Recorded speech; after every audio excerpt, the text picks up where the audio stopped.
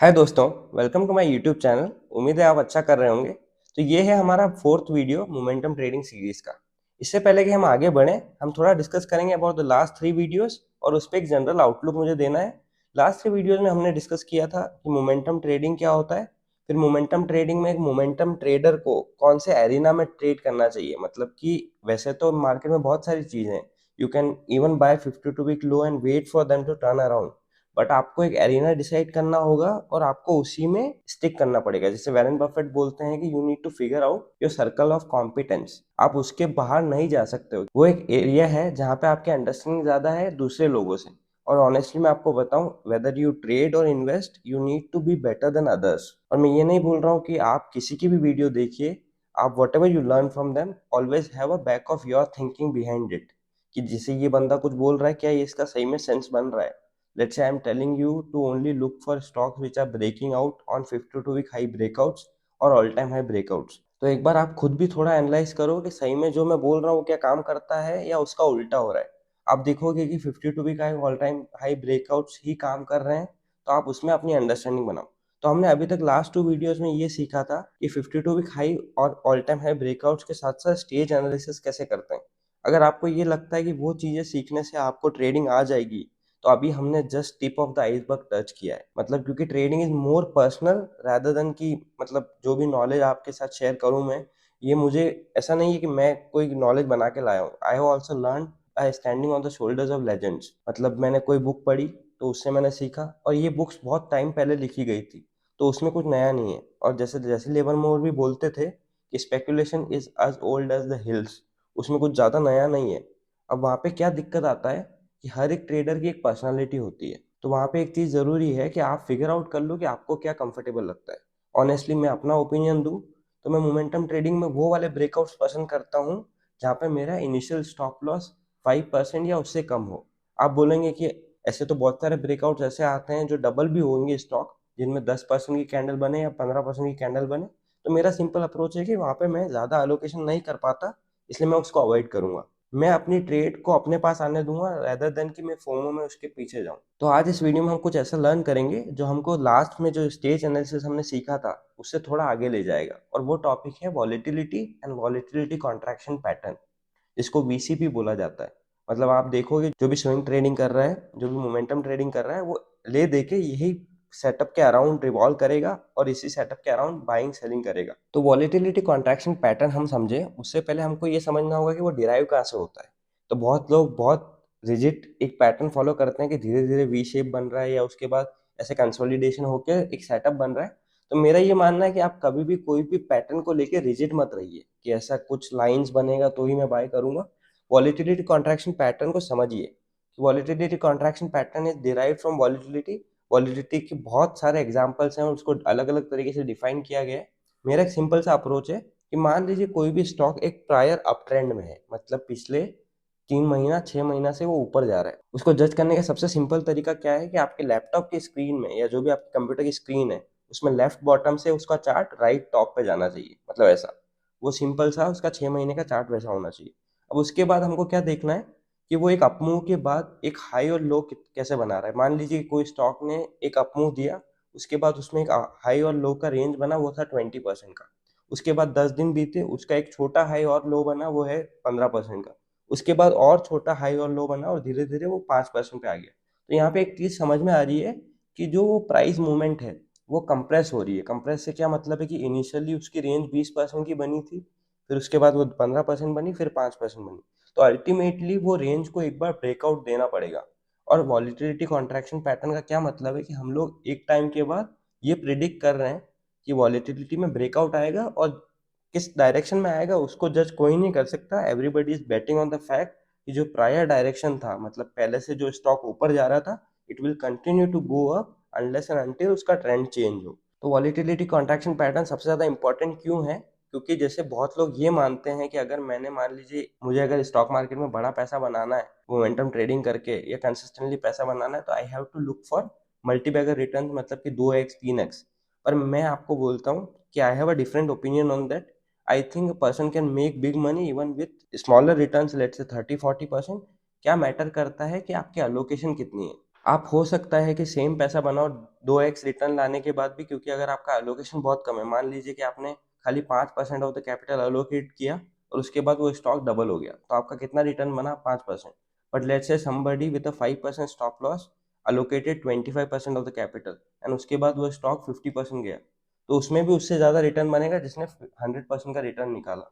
तो अल्टीमेटली ये मैटर नहीं करता है कि आप कितना रिटर्न बना रहे हो, कि आपकी एलोकेशन कितनी है। और एलोकेशन मोमेंटम ट्रेडिंग में एक आर्टिस्ट की तरह है, मतलब एक आर्टिस्ट ही अपनी एलोकेशन सही टाइम पे सही रिस्क टू रिवॉर्ड जज करके उसको बढ़ाता है। अपनी अच्छी ट्रेड्स में ऊपर जाते जाते वो पिरामिड करता है कि मेरे को और बाय करना है।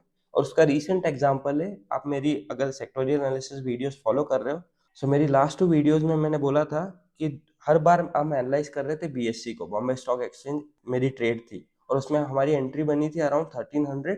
तो वहां पे आप देख सकते हैं कि जो इनिशियल स्टॉप लॉस था वो 5% का था, और उसके बाद with in the next 2 weeks stock went up 30%। मतलब मेरी 5% की रिस्क के अगेंस्ट मुझे 30% रिटर्न मिला। तो उसके बाद नेक्स्ट 2 वीक्स में स्टॉक वेंट अप 25 to 30%।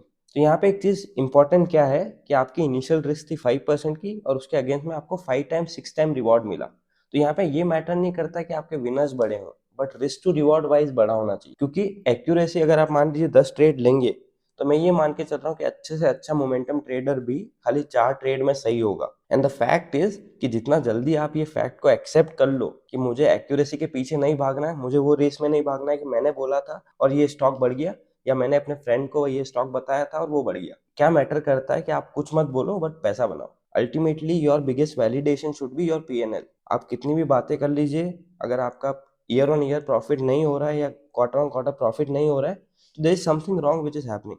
तो हमको ये चीज पे फोकस करना है and always be truthful to yourself. अगर आपको चीजें समझ नहीं आ रही है तो अलोकेशन कम रखिए। चीजें समझ ज्यादा आ रही है कि आप you are confident and you are in sync with the market, तो आप थोड़ा एग्रेसिव भी रहिए। क्योंकि आपको हमेशा एग्रेसिव तब रहना है जब आपके पास थोड़ा प्रीवियस प्रॉफिट कुशन हो। मान लीजिए कि आपने लास्ट क्वार्टर में 15% या 10% बनाया है, तो आप इस क्वार्टर में वो प्रॉफिट पे रिस्क लीजिए। इनिशियल कैपिटल पे कोई भी रिस्क नहीं लेगा। Even the best of traders जो पिछले 10-15 साल से ये ट्रेडिंग कर रहे हैं, वो भी हमेशा इनिशियल कैपिटल पे छोटा छोटा करके एलोकेशन बिल्ड करेंगे।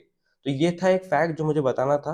अब वॉलेटिलिटी कॉन्ट्रैक्शन को अच्छे से समझने के लिए हम जाएंगे स्क्रीन रिकॉर्डिंग पे, जहाँ पे 3-4 मैं स्टॉक के एग्जांपल लूंगा, ताकि मैं आपको अच्छे से समझा सकूं कि वॉलेटिलिटी कॉन्ट्रैक्शन कैसे काम करता है और उसका एक अच्छा आइडिया लग सके। तो मेरा एक रिक्वेस्ट है आपसे कि अगर आपको ये वीडियो अच्छा लग रहा है जो मैं मोमेंटम सीरीज पे बना रहा हूँ, इन जनरल सेक्टोरियल एनालिसिस पे बना रहा हूँ, so please don't forget to hit on the subscribe button, please click on the bell icon, so that जब भी कोई नया वीडियो आए तो आपको सबसे पहले नोटिफिकेशन आए। अब हम जाएंगे स्क्रीन रिकॉर्डिंग पे, जहाँ पे हम एग्जांपल्स के साथ डिस्कस करेंगे कि वॉलेटिलिटी कॉन्ट्रैक्शन पैटर्न कैसे काम करता है। Hi guys, welcome to the screen recording. जैसा कि आप देख सकते हैं, हम स्टार्ट करेंगे कैस्ट्रॉल इंडिया लिमिटेड करके।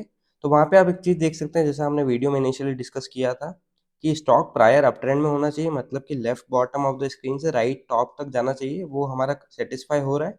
और आप यहाँ पे देख सकते हैं कि ये जो रेंज मैंने मार्क किया था, इसके अंदर आप वीकली चार्ट को ऑब्जर्व करें या मैं डेली टाइम फ्रेम पे जाके आपको थोड़ा इसका चार्ट दिखाऊं, तो आप एक चीज देख सकते हैं कि ये जो स्टॉक था, ये विद इन इसने इनिशियली एक रेंज बनाई जो 350 से लेकर 500 तक थी। उसके बाद स्टॉक ने उसी में कंसोलिडेशन किया, और आप एक चीज देख सकते हैं कि यहाँ पे एक और जो रेंज बनी वो और छोटी थी। मतलब कि with in the range stock और कंप्रेस हुआ, और एक टाइम के बाद तो 420 से लेकर 460, मतलब खाली 10% या 8% की रेंज में स्टॉक पिछले 2 महीने से या 2.5 महीने से था। और जब भी ये रेंज में ब्रेकआउट आया, आप देख सकते हैं वीकली टाइम फ्रेम पे कि जैसे ही ये स्टॉक में ब्रेकआउट आया, तो हमको एक चीज देखने को मिला कि वेन एवर वॉलिटिलिटी कॉन्ट्रैक्शन के बाद ये ब्रेकआउट आया, तो from 516 the stock one way went till 1500 और 1450। तो यहाँ पे मेरा ये इंपॉर्टेंस नहीं है कि ये स्टॉक 3x हो गया। मेरा इंपॉर्टेंट फैक्ट ये है कि हाईलाइट करने का कि आपको ये देखना है कि वॉलिटिलिटी कॉन्ट्रैक्शन या टाइटनेस जो स्टॉक्स में आ रहा है विद इन द रेंज, उसके बाद सबसे ज्यादा बड़ा मूव आएगा। आप इवन जो मेरा रिसेंट ट्रेड था जिसमें मेरा लास्ट वीक स्टॉप लॉस भी हिट हुआ, तो आप वहाँ पे देख सकते हैं कि वो था किर्लोस्कर ब्रदर्स। तो किर्लोस्कर ब्रदर्स में हम इनिशियली जो आप देख सकते हैं यहाँ पे एक रेंज बना था, और स्टॉक जब इनिशियली ये लेवल को अप्रोच कर रहा था, तो आप देख सकते हैं कि लास्ट 3 दिन से और 4 दिन से ये जो इसने एक छोटा सा पिन बार पैटर्न बनाया था, मतलब मैं I love this pattern actually, because यहाँ पे सबसे ज्यादा रिस्क टू रिवॉर्ड वाइज अच्छा रिटर्न बनता है। क्योंकि आप देख सकते हैं कि ये पिछले 3-4 दिन के कैंडल नहीं है, ये वीकली चार्ट है। मतलब पिछले 1 महीने से स्टॉक खाली 3-4% में मूव कर रहा है। और आप अगर इसको डेली टाइम फ्रेम पे भी देखेंगे, तो आप देख सकते हैं कि एक तो स्टॉक 52 वीक हाई पे है और विथिन यहाँ पे तो ये जैसे ही इवन लाइव मार्केट में ये इसके 1-2% ऊपर ट्रेड करता है, तो आप छोटा स्टॉप लॉस लेके उसको एंटर कर सकते हो। आपने देखा कि उस दिन स्टॉक में 20% का सर्किट लगा और आप देख सकते हैं कि जनरली यहाँ के बाद स्टॉक रुकता नहीं है। उसके बाद फ्रॉम 400 और 500 level stock went one way even without hitting any stop losses till 1000 rupees और यहाँ पे कहीं पे हमको इनिशियल एग्जिट मिली थी। और उसके बाद एक और चीज देखने वाली है कि एक और बार उसमें वॉलेटिलिटी कॉन्ट्रैक्शन पैटर्न बना था, जो कि अभी रिसेंट लास्ट 2 डेज का फॉल में it failed and that is perfectly fine. जैसा मैंने आपको बोला था कि आप 10 ट्रेड लेंगे तो आपके 3-4 ट्रेड ही काम करेंगे। तो यहाँ पे एक चीज देखने वाली ये है कि अगर आप यहाँ पे ये जो हाई और लो मैं मार्क कर रहा हूँ, इसको अगर आप ऑब्जर्व करें तो आप एक चीज देख सकते हैं कि बस आप यहाँ से यहाँ तक ऑब्जर्व कीजिए ये स्टॉक को। तो पहले इसने यहाँ तक की रेंज बनाई, फिर उसके बाद वो रेंज और छोटी हुई, फिर उसके बाद वो रेंज और छोटी हुई, लास्ट में आते आते दैट रेंज बिकेम 3 और 4%। और जैसे ही ये वाला ब्रेकआउट आया तो हमने यहाँ पे एंट्री बनाई थी। तो यहाँ पे हमारी एंट्री बनी थी अराउंड 870 और 880। तो वहाँ पे आप देख सकते हैं कि 880 से लेकर स्टॉक गया था 1080, मतलब करीबन करीबन आपका 10 से 15% का return. But since last 2 days से जो ग्लोबल मार्केट्स में और इंडियन मार्केट्स में करेक्शन आया था स्मॉल कैप और मिड कैप में, उसके कारण हमारे को यहाँ पे एग्जिट लेना पड़ा। और I am very ruthless with my exit. मैं मतलब पहले एग्जिट करता हूँ, उसके बाद सोचता हूँ कि क्या ये गलत किया, क्योंकि आपको कोई भी स्टॉक में अगर उसको वापस ऊपर जाना है तो आपको और एंट्रीज मिल सकती है।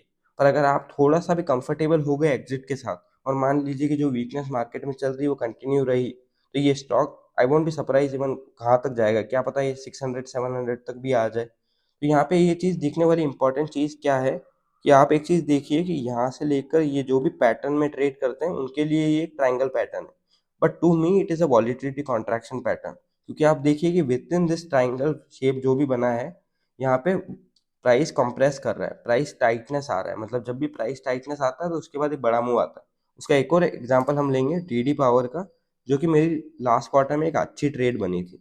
उसका एक सिंपल एग्जांपल आपको दिखाऊंगा मैं कि आप यहाँ पे देख सकते हैं कि एक तो stock previous prior up trend में था, मतलब पिछले 6 महीने से stock higher high higher low बना रहा था, और उसने पिछले 20 या 15 दिन से 1% 2% का मूव दिया था। मतलब एक तो ये यहाँ पे बॉडी वाले कैंडल्स नहीं होते, दिस शोज बेसिकली द इनडेसिसिवनेस।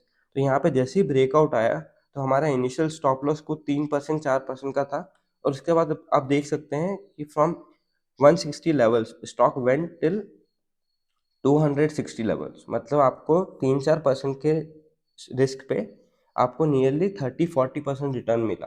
तो ये आपकी ट्रेड हो गई 1:10।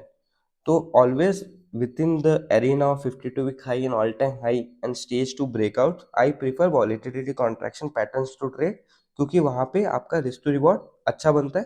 तो ये थे हमारे कुछ एग्जांपल जो हमने डिस्कस किए, और इसका कोशिश करूंगा मैं कि एक और पार्ट वीडियो बनाऊं ताकि हम इसको अच्छे से सीख पाए।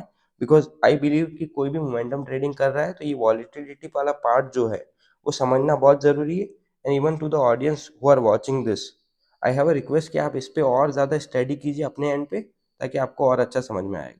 तो हमने स्क्रीन रिकॉर्डिंग पे अभी देखा कि कैसे वॉलेटिलिटी कॉन्ट्रैक्शन पैटर्न और टाइटनेस की मदद से आप मल्टीपल आरआर वाले ट्रेड ढूंढ सकते हो, जहाँ पे आपका इनिशियल स्टॉप लॉस होगा 3% 4% या विद इन 5% का। और आपके अगर ट्रेड सही चले, जो कि मतलब 30% 40% एक्यूरेसी उनका होना चाहिए, पर अगर वो ट्रेड सही चले तो you will get even 50% return 60%। And in a mad bull run, जैसे कि कोविड वाला टाइम था, आपको स्टॉक 3-4% के स्टॉप लॉस पे डबल भी होंगे। There is nothing impossible, because in 2022 और 2021 I don't exactly remember the year, but BSC में वन वे 100% का मूव आया था, जहाँ पे आपका इनिशियल स्टॉप लॉस 5% का था। तो you might someday with your practice and execution skill get lucky in few times. और आपको बाकी टाइम अपना गार्ड लोअर नहीं करना है। उसका ये मतलब है कि you always have to think कि अगर मेरा वर्स्ट केस सिनेरियो में इंप्रूव कर पाऊँ तो रिटर्न तो ऑटोमेटिकली आएंगे। स्टॉक मार्केट में, कैश मार्केट ट्रेडिंग में specially, returns are a function of bull market. मतलब उसमें एक हिंदी में आपको मैं सिंपल बात बोलूँ तो स्टॉक ट्रेडिंग में बहुत लोग पैसा बनाते हैं, पर कोई कोई लोग ही हैं जो वो पैसा रख के घर ले जा पाते हैं। तो you have to be the second category, जहाँ पे कि आपका एम ये रहे कि जो भी प्रॉफिट आया है उसको मैं प्रिजर्व करूँ और जब तक हो सकता है मैं उसको ट्रेल करूँ। तो ये था हमारा आज का वीडियो। तो अगर आपको ये वीडियो अच्छा लगा हो तो click on the like button, share and subscribe to the channel. And one more thing, please don't forget to hit on the notification bell icon, ताकि जब भी चैनल पे नया वीडियो आए तो सबसे पहले आपको नोटिफिकेशन आए और आप उसको देख पाए। Thank you.